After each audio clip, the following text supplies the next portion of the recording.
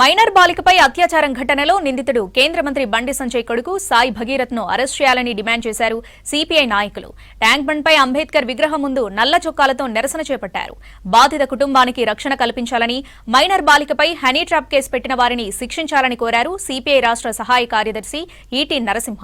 వెంటనే కేంద్ర మంత్రి పదవికి బండి సంజయ్ రాజీనామా చేయాలని కోరారు. తప్పించుకు తిరుగుతున్న భగీరథను 24 గంటల్లోగా పోలీసులు పట్టుకోవాలన్నారు నేతలు. కేంద్ర మంత్రి బండిరథను కాపాడుతున్న తెలంగాణ ప్రభుత్వం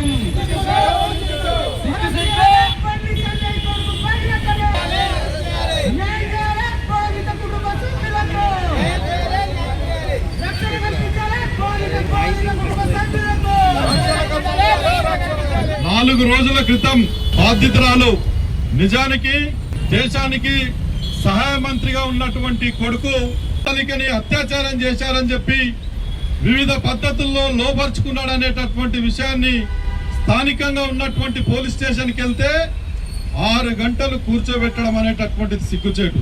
అరెస్ట్ చేయకపోతే అవసరం అనుకుంటే డీజీపీ ఆఫీసును ముట్టడిస్తాం, వెనుకడుగు వేసే ప్రసక్తి లేదని ప్రభుత్వానికి హెచ్చరిక చేయడం అనేటటువంటి జరుగుతుంది.